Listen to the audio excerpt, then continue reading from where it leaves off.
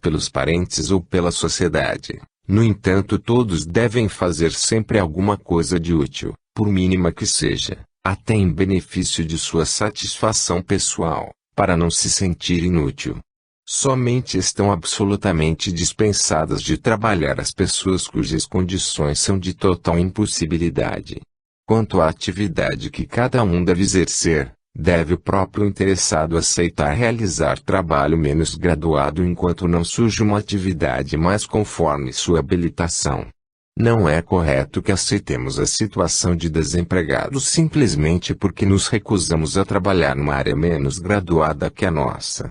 A nota de Kardec encarece a necessidade da educação como forma de enfrentar as situações difíceis, esclarecendo ainda que a desordem e a imprevidência são duas causadoras de dificuldades que a educação cuida de extinguir.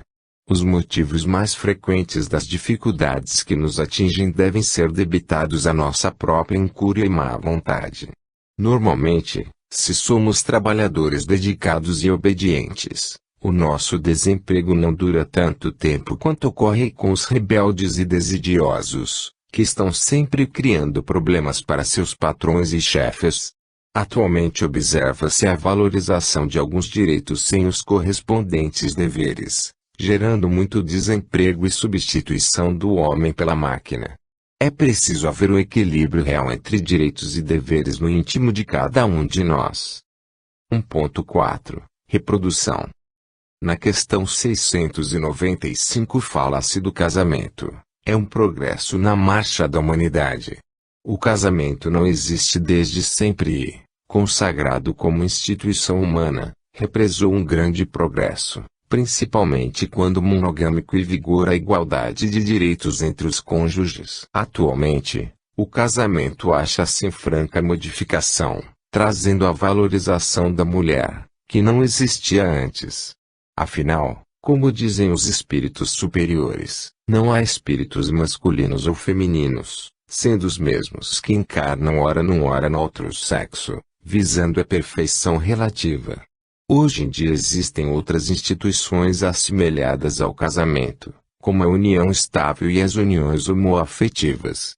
Tratam-se de opções de responsabilidade de cada um, uma vez que Deus a todos dá liberdade da escolha, com as respectivas responsabilidades.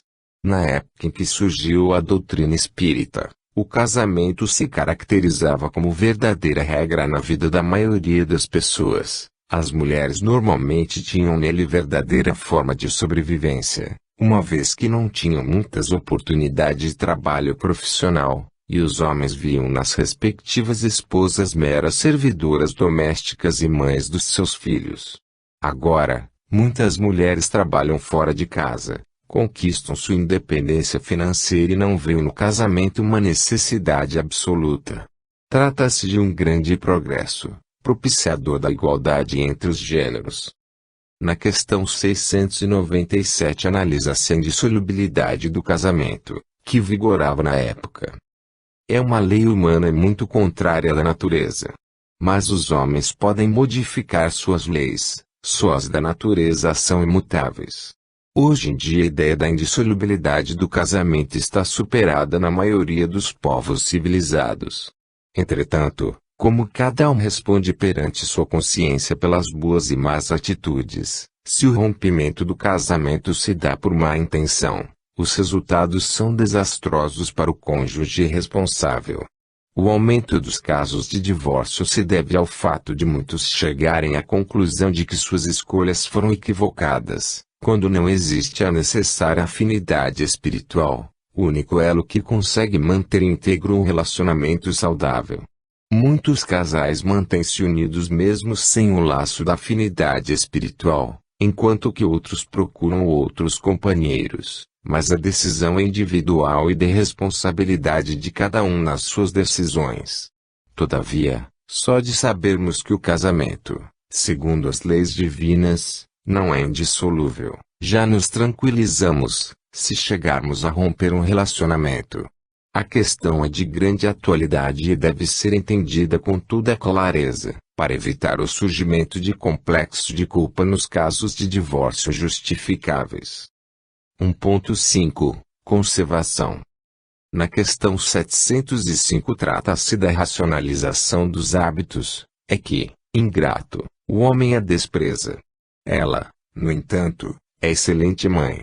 Muitas vezes, também, ele acusa a natureza do que só é resultado da sua imperícia ou da sua imprevidência. A terra produziria sempre o necessário, se com o necessário soubesse o homem contentar-se. Se o que ela produz não lhe basta a todas as necessidades, é que ele emprega no supérfluo que poderia ser aplicado no necessário. Olha o árabe no deserto. Acha sempre de que viver, porque não cria para si necessidades factícias. Desde que haja desperdiçado a metade dos produtos em satisfazer a fantasias, que motivos tem o homem para se espantar de nada encontrar no dia seguinte e para se queixar de estar desprovido de tudo, quando chegam os dias de penúria? Em verdade vos digo, imprevidente não é a natureza, é o homem, que não sabe regrar o seu viver. Hoje em dia, com as preocupações ecológicas, verifica-se a necessidade de realizar o progresso sem degradar o meio ambiente. Importantes inteligências têm se dedicado a essa nobre causa, procurando conscientizar a humanidade de que a preservação da natureza é uma questão de sobrevivência para esta geração e as futuras.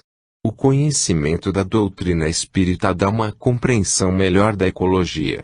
Os seres dos reinos animal e vegetal são criaturas tão filhas de Deus como nós humanos e somos responsáveis pelas influências que exercemos sobre elas. O consumismo, resultado do materialismo, tem nos sugerido necessidades inúteis. As pessoas em geral investem muito dos seus recursos financeiros em banalidades e acabam, muitas vezes, lançadas à penúria. Saber distinguir o essencial das futilidades é uma grande conquista para quem quer viver bem. Assim também pode-se dizer da vaidade, que é incentivada pelos marqueteiros, vendendo para as multidões quinquilharias como se fossem vitais para a vida das pessoas ou incentivando nelas vícios como a utilização dos alcoólicos, do fumo e a sexolatria. A natureza nos mostra as verdadeiras necessidades e tudo que a contraria é inútil ou prejudicial.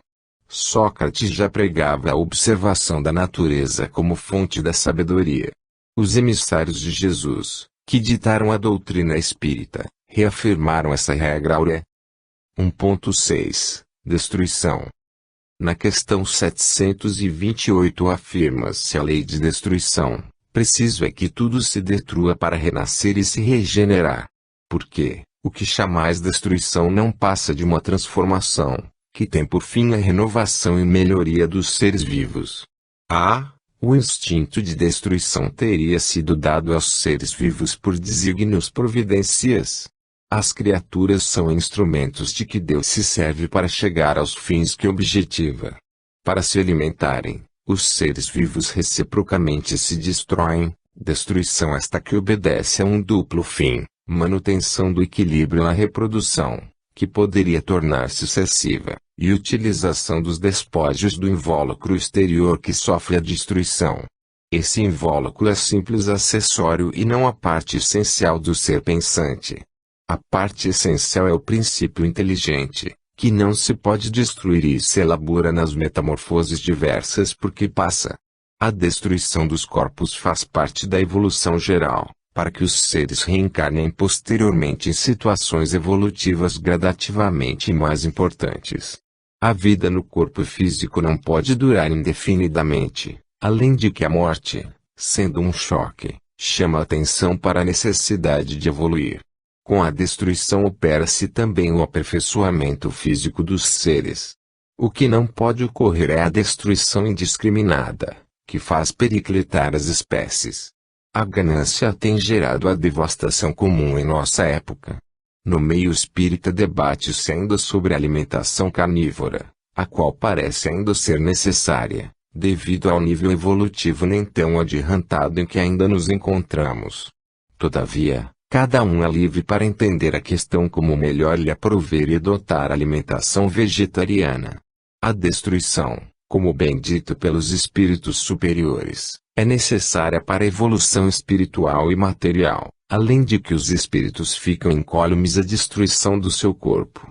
As leis divinas são ditadas pela sabedoria e amor de Deus e não seria por acaso que cada ser desempenha seu papel no mundo. Alguns, no estágio evolutivo em que estão, não têm utilidade para os seres humanos, outra utilidade que não seja a de fornecerem seu corpo como alimento para nossa sobrevivência corporal. Na questão 746 fala-se sobre o crime de homicídio, grande crime, pois que aquele que tira a vida ao seu semelhante corta o fio de uma existência de expiação ou de missão. Aí é que está o mal. Homicídio é a causação da morte de alguém, retirando da vítima a oportunidade de continuar sua carreira evolutiva no corpo onde habita provisoriamente. Somente Deus pode decidir sobre a interrupção da vida de suas criaturas. Mesmo a eutanásia, qualquer que seja a motivação, não é admitida pela lei divina, pois representa um crime grave. Atualmente, têm sido autorizados judicialmente abortos de anencéfalos, que, pessoalmente, consideramos verdadeiro homicídio, praticado, em coautoria, pelos pais, pelo médico e pelo próprio juiz que o autorizou. Somente Deus pode determinar a desencarnação de alguém, tirantes os casos de aborto autorizados na legislação penal tradicional. Na questão 747 trata-se da graduação da culpa. Já o temos dito, Deus é justo, julga mais pela intenção do que pelo fato. A justiça divina é perfeita, analisando cada infrator em profundidade. Infelizmente, nossa legislação penal ainda não atinou para este referencial. O que importa mais é a intenção do que o fato. Assim entendendo, para nossa justiça do mundo o homicídio deve ser punido muito mais severamente, pelo simples fato de ser homicídio, do que um mero furto, muitas vezes sendo homicida um bom homem e o ladrão um perverso. Dia virá em que a intenção será levada em conta em primeiro lugar, ficando o fato como secundário. Como a nossa civilização é essencialmente, de fato, materialista, não consegue enxergar, ou, não quer enxergar, as leis divinas e, com isso, supervaloriza a vida material e não sabe da vida espiritual, e, muito menos, das reencarnações, assim considerando os fatos como decisivos nos julgamentos e as intenções como secundárias ou, em alguns casos, até irrelevantes. A lei de causa e efeito, que vigora em todos os segmentos da criação, faz com que cada um receba de bem ou de mal de acordo com suas intenções e não de acordo com os fatos ocorridos, porque, em verdade, todo o pensamento ou sentimento já representam ações, sendo bons ou maus. Se tornaram realidade no mundo material ou não, já foram concretizados no mundo moral e tal é suficiente para as leis divinas e nossa consciência. Trata-se de uma visão muito diferente daquela adotada no nosso mundo material, como dito, materialista. Que possamos abrir a visão da ciência jurídica para essa regra da legislação divina. Enquanto isso não acontecer, estaremos colocando nas cadeias pessoas que não merecem esse tipo de punição e deixando livres verdadeiros crápulas, numa inversão quase total de valores. Atinemos para esse detalhe importante das leis divinas. Na questão 748 aborda-se a legítima defesa. Só a necessidade o pode escusar. Mas, desde que o agredido possa preservar sua vida, sem atentar contra de seu agressor, deve fazê-lo. Aqui também se tem a dizer que a justiça de Deus não ignora detalhe algum da ação e da intenção dos envolvidos, tratando cada um de acordo com o seu merecimento. Mais uma reflexão que deve ser aprofundada no que respeita ao direito humano frente ao direito cósmico. Aproveitando a oportunidade, aqui pode ser lançada uma indagação. Hoje em dia, quando se pleiteiam indenizações por danos morais, sendo punidos os infratores com o pagamento de valores em espécie ou em dinheiro, é de se pensar se essa forma de punição é correta. Na questão 751 fala-se do descompasso entre o desenvolvimento intelectual e o moral. O desenvolvimento intelectual não implica a necessidade do bem. Um espírito, superior em inteligência, pode ser mau. Isso se dá com aquele que muito tem vivido sem se melhorar, apenas sabe.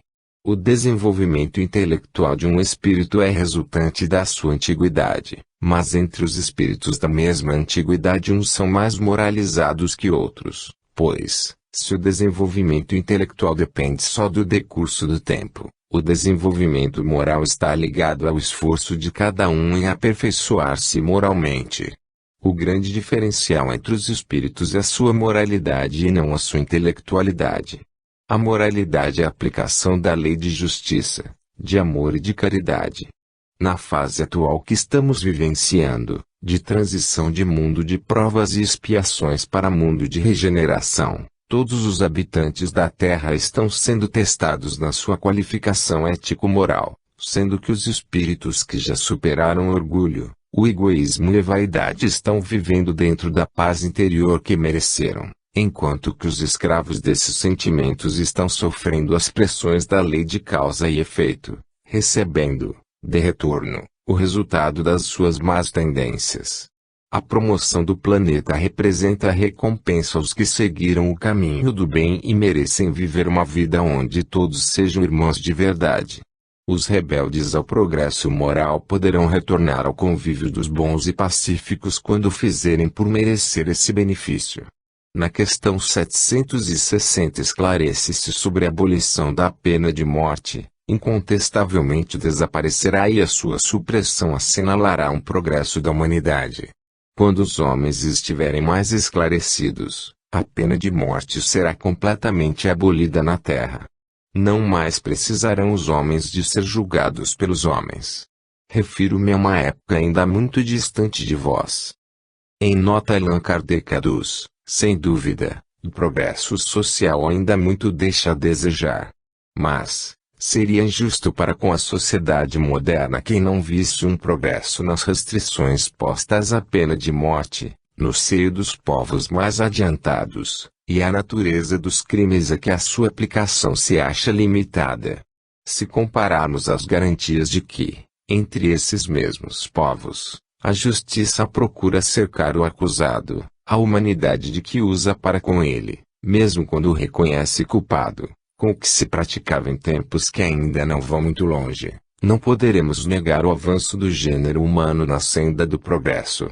A abolição da pena de morte é coisa que acontecerá fatalmente com a evolução da humanidade, pois, com a generalização da crença na imortalidade, ver-se-á que os infratores têm de ser educados e não expulsos do corpo e permanecendo desajustados no mundo espiritual. Matar o infrator, ao invés de educá-lo, é adotar uma solução simplista, pois desaloja-se o espírito do corpo, mas ele continua com a mesma índole.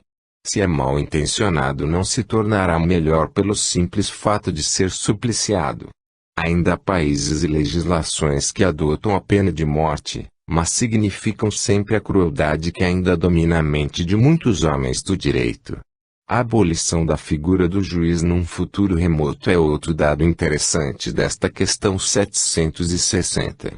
André Luiz, no livro Evolução em Dois Mundos, psicografado por Francisco Cândido Xavier, refere que há tribunais do bem no mundo espiritual, o que significa que ali há julgamentos, sendo de bom alvitre os prezados leitores consultarem essa obra, inclusive quanto a esse tópico.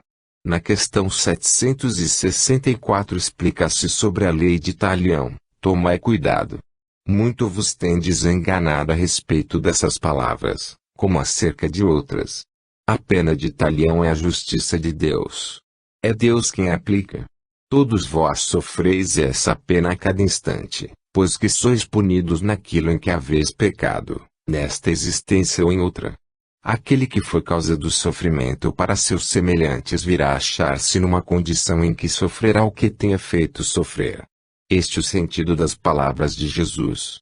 Mas, não vos disse ele também, perdoai aos vossos inimigos? E não vos ensinou a pedir a Deus que vos perdoe as ofensas como houverdes vós mesmos perdoado, isto é, na mesma proporção em que houverdes perdoado, compreendei-o bem. A explicação sobre o significado da lei Talião não poderia ser mais clara, Somente Deus pode punir suas criaturas na medida exata da culpabilidade de cada um, levando em conta, como dito linhas atrás, principalmente suas intenções. Trata-se da própria lei de causa e efeito, onde a cada ação corresponde uma reação igual e contrária. A justiça divina, todavia, permite o pagamento dos débitos através do amor e a caridade no lugar do sofrimento. É por isso que ela é apresentada no mesmo tópico que o amor e a caridade. Resta à criatura escolher uma das duas opções: resgatar seus débitos pelo amor e a caridade ou aguardar a aplicação da lei de causa e efeito no seu automatismo. Quanto às criaturas não podem penalizar seus ofensores, e, se o fazem, incidem em culpa. Como irmãos que somos uns dos outros, Deus nos quer unidos pela fraternidade, inclusive porque, se formos analisar em profundidade, quando há uma queixa contra nosso irmão em humanidade, normalmente somos praticamente credores e devedores ao mesmo tempo. Perdoar e seguir a melhor opção para quem pretende livrar-se do peso do passado e investir no futuro, rumo ao progresso intelecto-moral. 1.7 Sociedade. Na questão 766 afirma-se que a vida social está na natureza. Certamente, Deus fez o homem para viver em sociedade.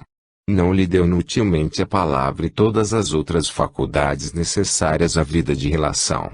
A religião cristã é eminentemente social e prega a harmonização das criaturas numa fraternidade acima das ideias de nacionalidade, raça, idioma, credo religioso etc.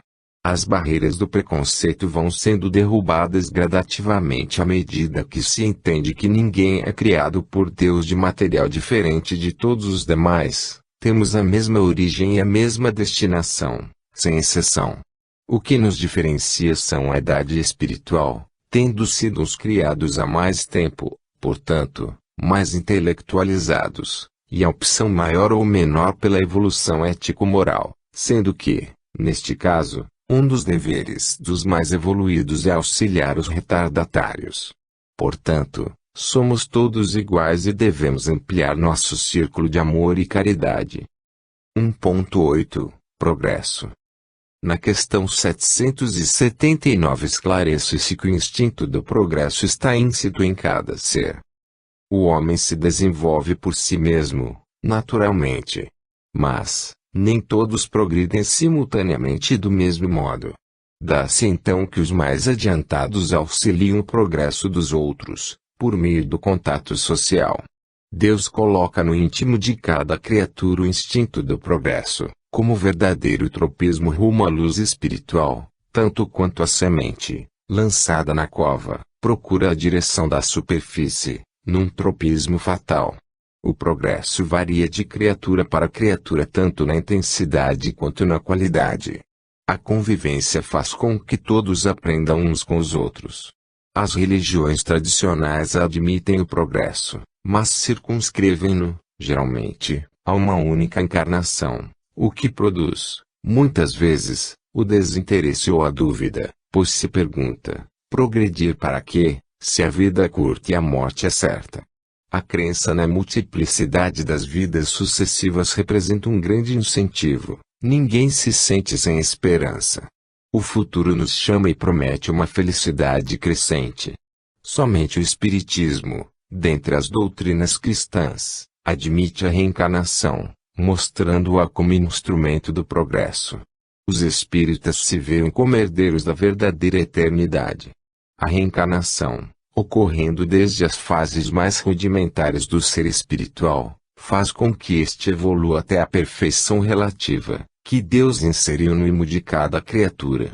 É comum o planejamento divino misturar nas famílias e grupos sociais pessoas dos mais variados níveis moral e intelectual, a fim de uns aprendam com os outros. Até os equívocos de uns servem de alerta aos demais. Na questão 780 diz-se que o progresso moral nem sempre acompanha o progresso intelectual, decorre deste, mas nem sempre o segue imediatamente. Como pode o progresso intelectual engendrar o progresso moral? Fazendo compreensíveis o bem e o mal. O homem, desde então, pode escolher. O desenvolvimento do livre-arbítrio acompanha o da inteligência e aumenta a responsabilidade dos atos. B. Como é, nesse caso, que, muitas vezes, sucede serem os povos mais instruídos os mais pervertidos também. O progresso completo constitui o objetivo. Os povos, porém, como os indivíduos, só passo a passo o atingem. Enquanto não se lhes haja desenvolvido o senso moral, pode mesmo acontecer que se sirvam da inteligência para a prática do mal. O moral e a inteligência são duas forças que só com o tempo chegam a equilibrar-se. O equilíbrio entre a inteligência e a moralidade em um nível elevado representa a perfeição relativa do espírito. Entende-se que dos espíritos que já habitaram a Terra, Jesus é o único que percorreu a escalada evolutiva sempre obediente às leis divinas, representando o ideal de perfeição para o nosso planeta. Evoluindo intelectualmente, o grau de responsabilidade de um espírito aumenta aí, passando a receber os retornos agradáveis ou dolorosos da lei de causa e efeito. Conclui ser melhor optar pelo bem. André Luiz, em Lição Memorável, afirma que, quando o ser humano entender que o bem compensa, será bom até por interesse. Na questão 781 afirma-se que ninguém pode paralisar a marcha do progresso. Não, mas tem, às vezes, o de embaraçá-la. Que se deve pensar dos que tentam deter a marcha do progresso e fazer que a humanidade retrograde. Pobres seres, que Deus castigará. Serão levados de roldão pela torrente que procuram deter. Kardec acrescenta uma nota. Sendo o progresso uma condição da natureza humana, não está no poder do homem opor-se-lhe. É uma força viva, cuja ação pode ser retardada, porém não anulada, por leis humanas, mas, quando estas se tornam incompatíveis com ele, despedaça-as juntamente com os que se esforcem por mantê-las. Assim será, até que o homem tenha posto suas leis em concordância com a justiça divina, que quer que todos participem do bem e não há vigência de leis feitas pelo forte em detrimento do fraco. Vêem-se efetivamente homens e mulheres que afrontam as leis divinas tentando paralisar a marcha evolutiva ao pregarem doutrinas desastrosas para o progresso individual e coletivo. Pobres seres, orgulhosos, que pretendem assumir posições de comando que não lhes pertencem, ao invés de simplesmente cumprirem seus deveres com humildade e obediência a Deus. São descartados do poder real ou fictício de que se julgam merecedores e passam, muitas vezes, a história como meros tropeços e não heróis. A direção do orbe terrestre repousa nas mãos amoráveis do seu divino governador, Jesus Cristo, que, se permite o exercício da liberdade individual e coletiva, traça limites, como os pais e mães o fazem em relação às crianças, fazendo sempre respeitar o plano divino da evolução, que obedeça a cronogramas seguros e impedindo que os rebeldes extrapolem certos limites, em detrimento dos demais. Com essa crença, podemos ter certeza de que, mesmo nas situações de aparente predomínio do mal, Jesus estará sempre no comando da nau terrestre e, quando há destruição, tudo se faz com a finalidade do progresso, ressurgindo novas ideias e realidades dos escombros dos velhos padrões e realidades, uma como fênix eterna. A fé absoluta nessa certeza nunca deve nos faltar. Na questão 783 explica-se que o progresso é lento e irregular. Há o progresso regular e lento, que resulta da força das coisas. Quando, porém, um povo não progride tão depressa quanto devera, Deus o sujeita, de tempos a tempos, a um abalo físico ou moral que o transforma. Kardec acrescenta uma nota: o homem não pode conservar-se indefinidamente na ignorância, porque tem de atingir a finalidade que a providência lhe assinou. Ele se instrui pela força das coisas. As revoluções morais, como as revoluções sociais, se infiltram nas ideias pouco a pouco, germinam durante séculos, depois, irrompem subitamente e produzem o desmoronamento do caronchoso edifício do passado, que deixou de estar em harmonia com as necessidades novas e com as novas aspirações. Nessas comoções, O homem quase nunca percebe senão a desordem e a confusão momentâneas que o ferem nos seus interesses materiais. Aquele, porém, que eleva o pensamento acima da sua própria personalidade, admira os desígnios da providência, que do mal faz sair o bem. São a procela, a tempestade que saneiam a atmosfera, depois de a terem agitado violentamente. Veja-se a propagação do cristianismo, aproveitando a facilidade de comunicação do mundo romano da época e, atualmente, a propagação da doutrina espírita, graças aos recursos do livro e, recentemente, da internet. Dia virá, é certo, em que com o nome de espíritas ou de outras correntes semelhantes, a humanidade toda admitirá a reencarnação e, a partir desse momento, tudo estará modificado para melhor, desfeitas então as fronteiras entre nações e as separações entre raças, cor da pele, grau de poderio material e intelectual e todas as demais formas de desunião entre as criaturas.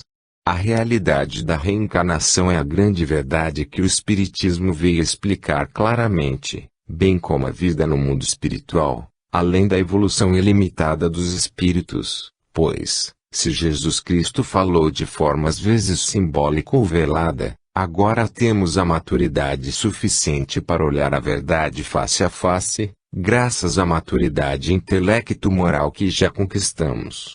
Foi necessário que a ciência evoluísse para demonstrar a realidade do espírito e sua comunicabilidade, principalmente no século XIX. Apesar da ciência do século XX ter tentado desmentir as afirmações e conclusões dos seus colegas do passado, contudo inutilmente. Não pode haver retrocesso. Os cientistas materialistas ou comprometidos com os interesses inconfessáveis das academias e universidades preferem se omitir a pesquisar, como seus antecessores fizeram brava e honestamente. Veio por terra o aparente isolamento entre vivos e mortos, com todas as consequências que isso acarreta. Hoje em dia, qualquer pessoa que resolva consultar os cientistas sérios do século XIX não tem mais dúvidas sobre a existência da alma, seu intercâmbio entre encarnados e desencarnados e a realidade das reencarnações. Na questão 785 esclarece-se o que entrava o progresso moral. O orgulho e o egoísmo. Refiro-me ao progresso moral, porquanto o intelectual se efetua sempre.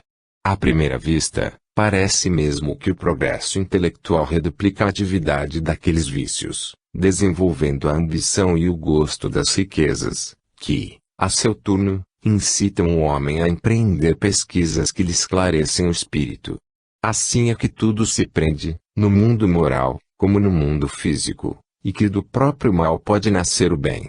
Curta, porém, é a duração desse estado de coisas, que mudará a proporção que o homem compreender melhor que, além de que o gozo dos bens terrenos proporciona uma felicidade existe maior e infinitamente mais duradoura.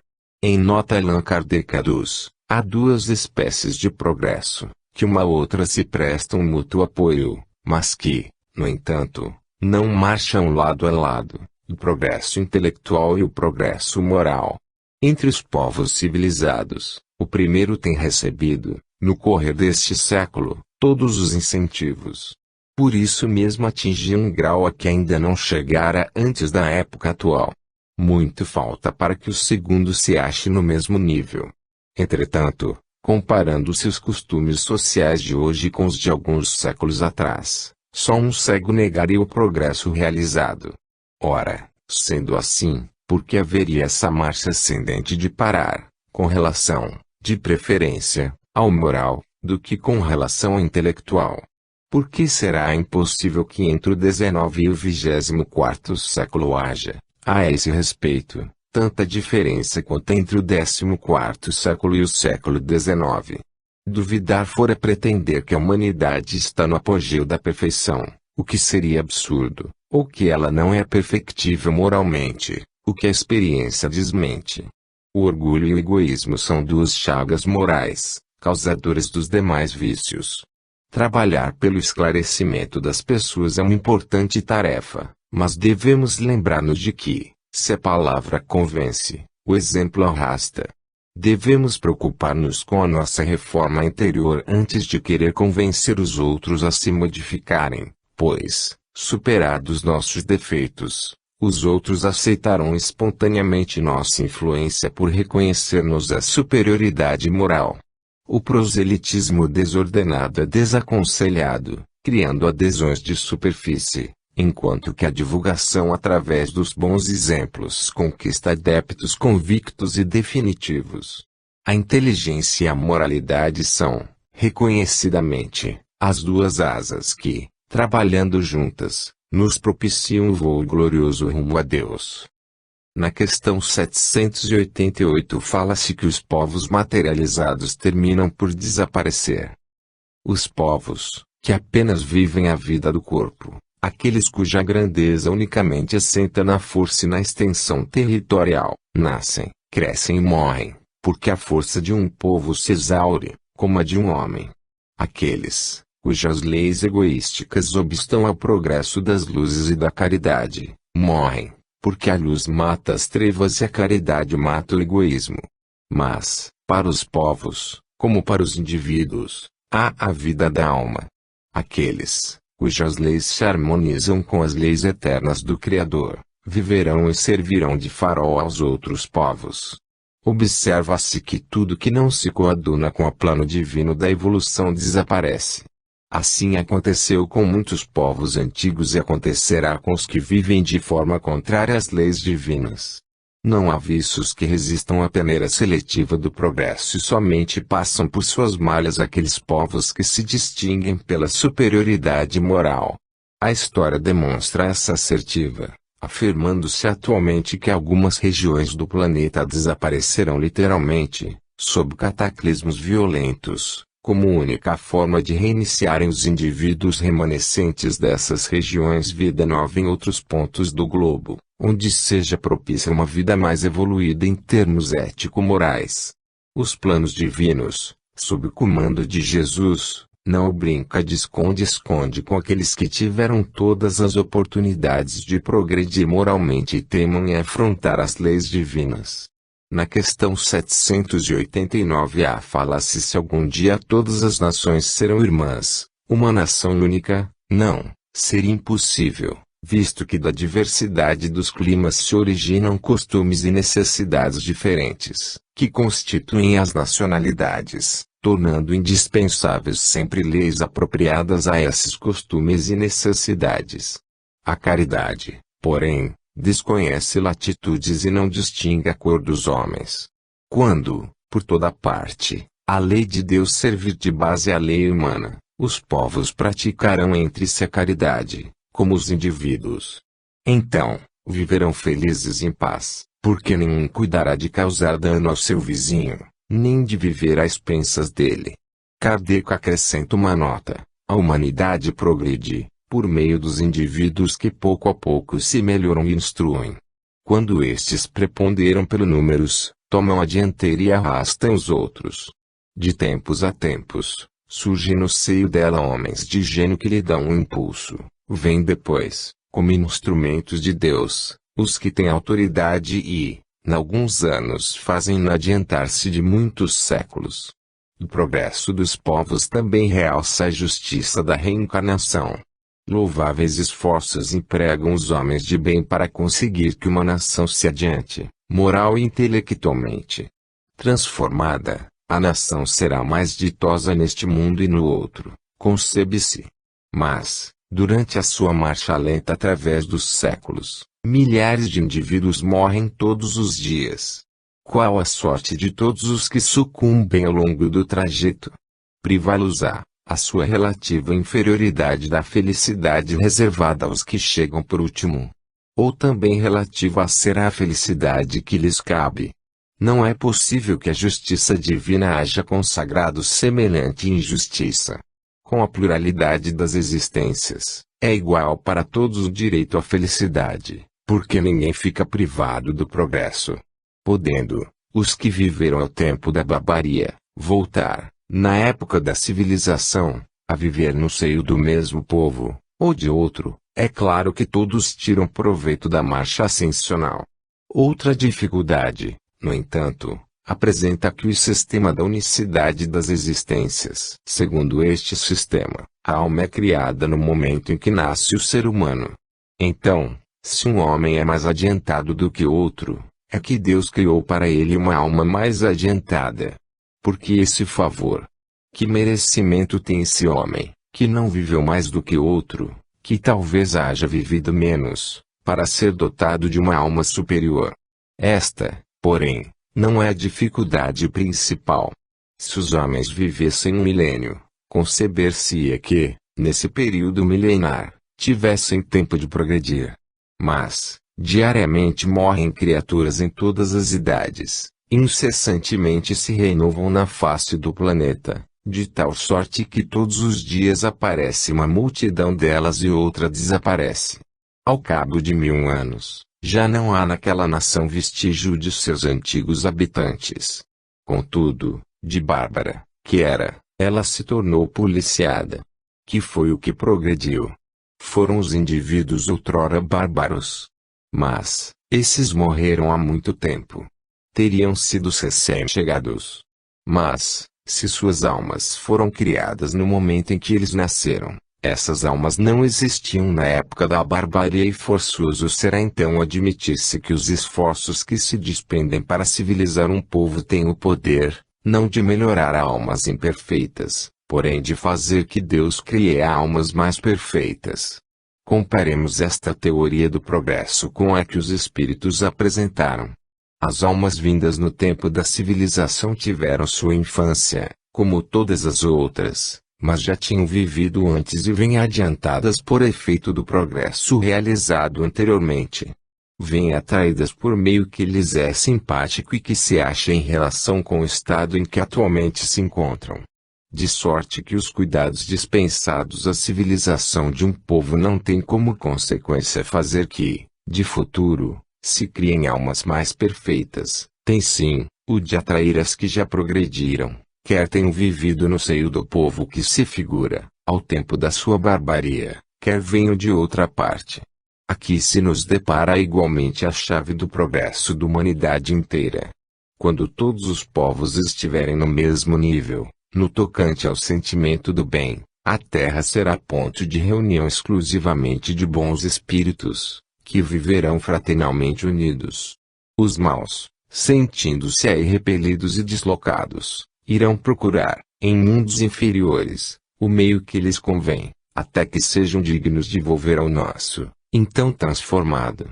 Da teoria vulgar ainda resulta que os trabalhos de melhoria social só as gerações presentes e futuras aproveitam, sendo de resultados nulos para as gerações passadas, que cometeram o erro de vir muito cedo e que ficam sendo o que podem ser, sobrecarregadas com o peso de seus atos de barbaria. Segundo a doutrina dos espíritos, os progressos ulteriores aproveitam igualmente as gerações pretéritas, que voltam a viver em melhores condições e podem assim aperfeiçoar-se no foco da civilização. Admitida a reencarnação, a história ganha em clareza e passamos a entender como se realiza o progresso da humanidade. Os livros A Caminho da Luz, de Emmanuel, e Brasil, Coração do Mundo, Pátria do Evangelho, do Irmão X, ambos psicografados por Francisco Cândido Xavier, mostram como se processou a evolução respectivamente da Terra e do Brasil, sob o comando seguro do Cristo. Sem essa noção, muitas situações permaneceriam sem explicação e a própria história pareceria um festival de casualidades. Vivemos hoje numa humanidade muito mais evoluída intelecto-moralmente do que aquela que conhecemos nos tempos passados. Cada ser que evolui contribui para a melhora de todo o conjunto. Aliás, Madre Teresa de Calcutá afirmava, minha contribuição não passa de uma gota no oceano, mas sem ela o oceano seria mais pobre. Na questão 793 traçam-se as diferenças entre as civilizações completas e as incompletas, reconhecê-las pelo desenvolvimento moral. Credes que estáis muito adiantados, porque tendes feito grandes descobertas e obtido maravilhosas invenções. Porque vos alojais e vestis melhor do que os selvagens. Todavia, Não tereis verdadeiramente o direito de dizer-vos civilizados, senão quando de vossa sociedade houverdes banido os vícios que a desonram e quando viverdes como irmãos, praticando a caridade cristã. Até então, sereis apenas povos esclarecidos, que hão percorrido a primeira fase da civilização. Kardec acrescenta uma nota: a civilização, como todas as coisas, apresenta gradações diversas. Uma civilização incompleta é um estado transitório, que gera males especiais, desconhecidos do homem no estado primitivo. Nem por isso, entretanto, constitui menos um progresso natural, necessário, que traz consigo o remédio para o mal que causa. À medida que a civilização se aperfeiçoa, faz cessar alguns dos males que gerou, males que desaparecerão todos com o progresso moral. De duas nações que tenham chegado ao ápice da escala social, somente pode considerar-se a mais civilizada, na legítima acepção do termo, aquela onde exista menos egoísmo, menos cobiça e menos orgulho, onde os hábitos sejam mais intelectuais e morais do que materiais, onde a inteligência se puder desenvolver com maior liberdade, onde haja mais bondade, boa-fé, benevolência e generosidade recíprocas, onde menos enraizados se mostrem os preconceitos de casta e de nascimento. Por isso que tais preconceitos são incompatíveis com o verdadeiro amor do próximo, onde as leis nenhum privilégio consagrem e sejam as mesmas, assim para o último, como para o primeiro, onde com menos parcialidade se exerça a justiça, onde o fraco encontre sempre amparo contra o forte, onde a vida do homem, suas crenças e opiniões sejam melhormente respeitadas, onde exista menor número de desgraçados, enfim, onde todo homem de boa vontade esteja certo de lhe não faltar o necessário. Nota-se sempre a preocupação com o lado moral do ser humano considerado tanto individual e quanto coletivamente, pois aí reside a grande meta do progresso sem o qual o ser humano ainda viverá dominado pelo orgulho, egoísmo e vaidade, portanto, infeliz. Na atualidade, ainda não existe nenhuma nação ideal, apesar de algumas já terem adotado leis mais justas. O progresso moral é realmente individual, dependente do desejo sincero e da decisão firme de cada um optar pelo respeito e prática das leis divinas.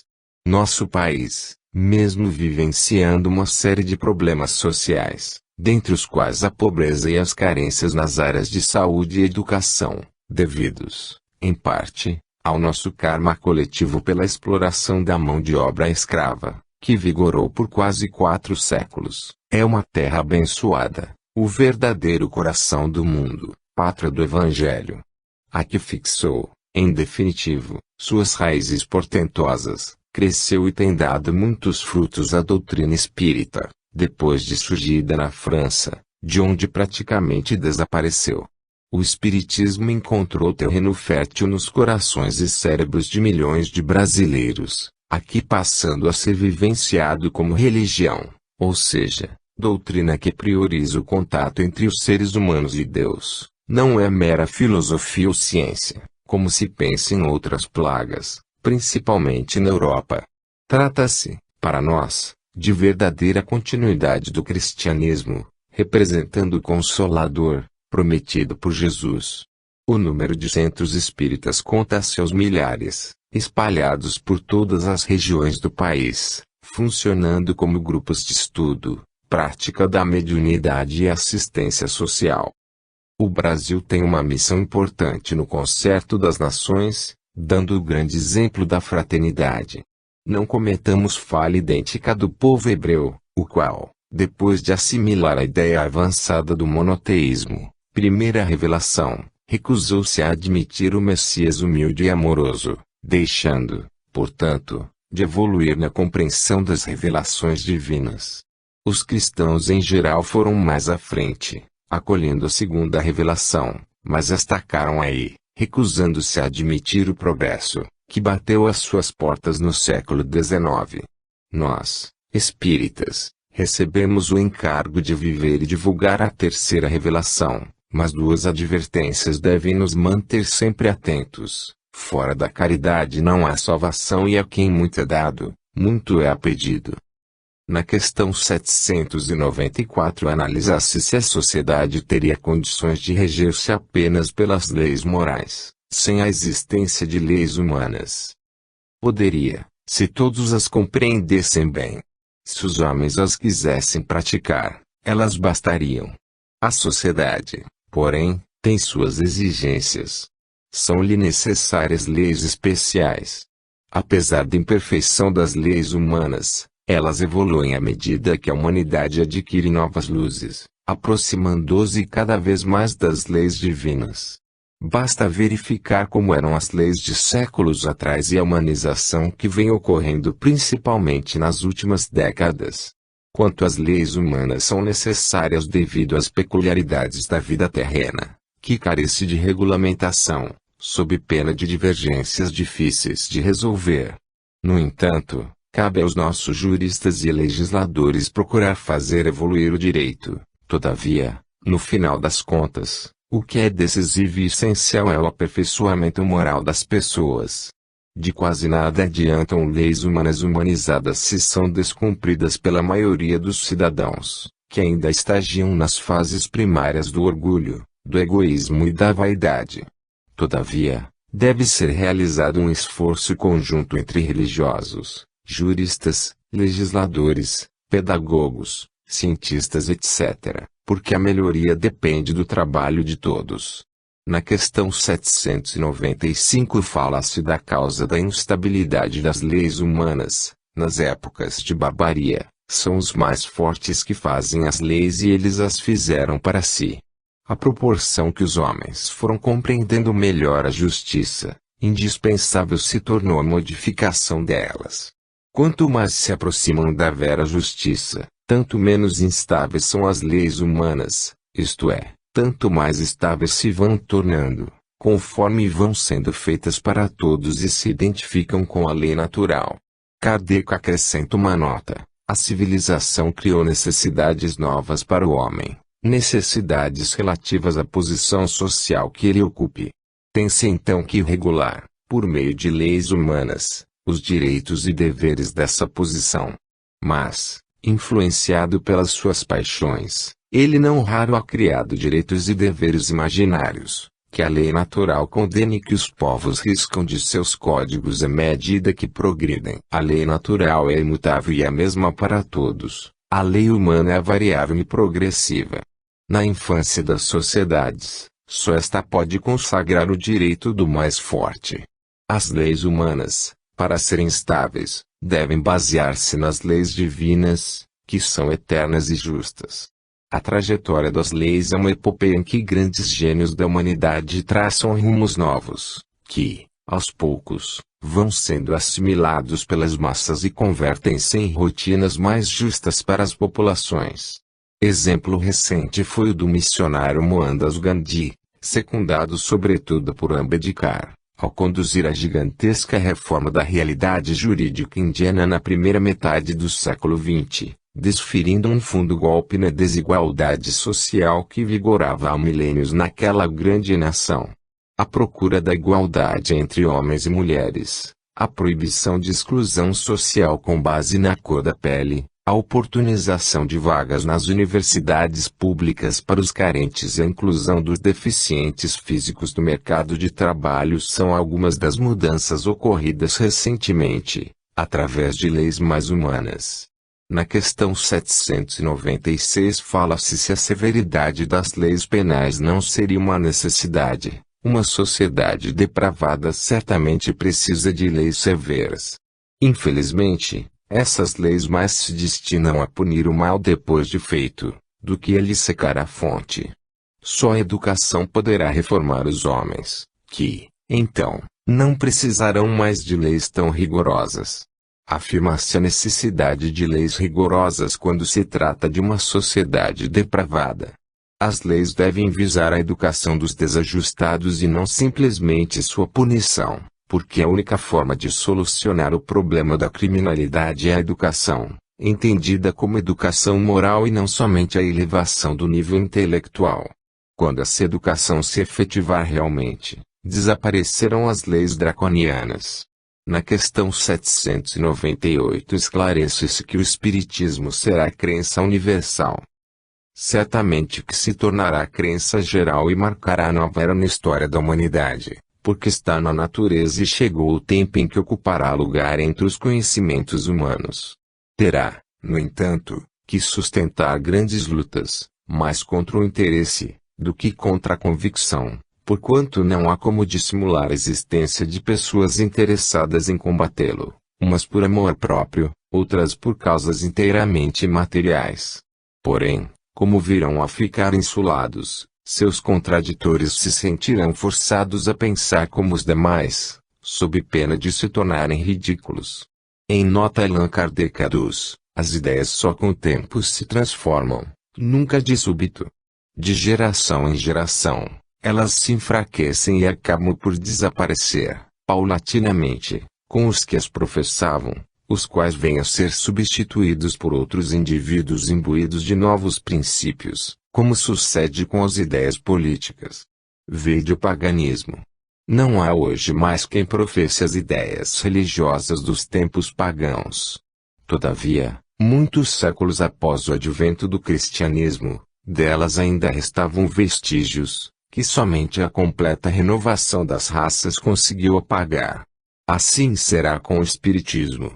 Ele progride muito, mas, durante 2 ou 3 gerações, ainda haverá um fermento de incredulidade, que unicamente o tempo aniquilará. Sua marcha, porém, será mais célere que a do cristianismo, porque o próprio cristianismo é quem lhe abre o caminho e serve de apoio. O cristianismo tinha que destruir, o espiritismo só tem que edificar.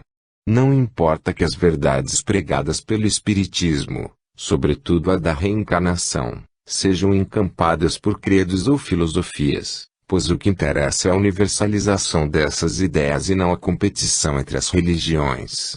O resultado pretendido é a harmonização dos homens para viverem conscientes da sua irmandade. Francisco Cândido Xavier, sabiamente, alertou-nos dizendo que o espiritismo não será a única religião do planeta, e assim falou para conter eventuais intenções exclusivistas que porventura surgissem no nosso meio. As ideias da reencarnação e da evolução é que deverão acabar sendo assimiladas pelas pessoas ainda não as aceitam. O rótulo não importa, o que interessa é a reforma interior de cada um. Na questão 799 mostra-se como o espiritismo contribui para o progresso, destruindo o materialismo, que é uma das chagas da sociedade. Ele faz que os homens compreendam onde se encontram seus verdadeiros interesses. Deixando a vida futura de estar velada pela dúvida, o homem perceberá melhor que, por meio do presente, lhe é dado preparar o seu futuro.